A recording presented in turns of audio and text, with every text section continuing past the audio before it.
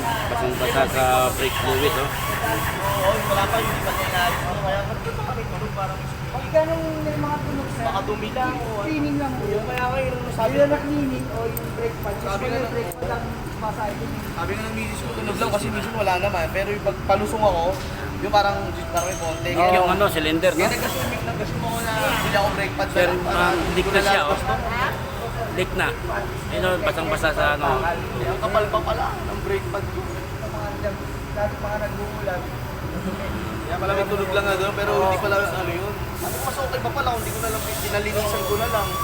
Lumaki sa tuloy yung ano ko yan. Ito yun eh. Ito. Oh, yan, secondary. Yun eh, yun yung naano nila.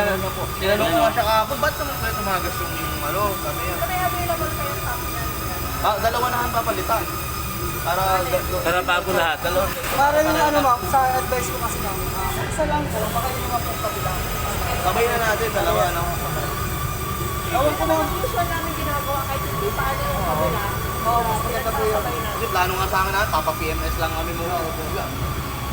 Ba't pa nakapunta pa ako sa ganito? Ba't pala, pinalinis ko na. Malalak na oh. PMS na lang sa ano. Ano, ligon-ligo na siya, oh. Eh, daming Dapat dalaw. nung nakita niya makapal-pal, hindi niya na kinalaw sa Oo, ginalaw niya pa eh. Kaya sabi ko, Diba parang sinabi sa'yo, manipis na daw.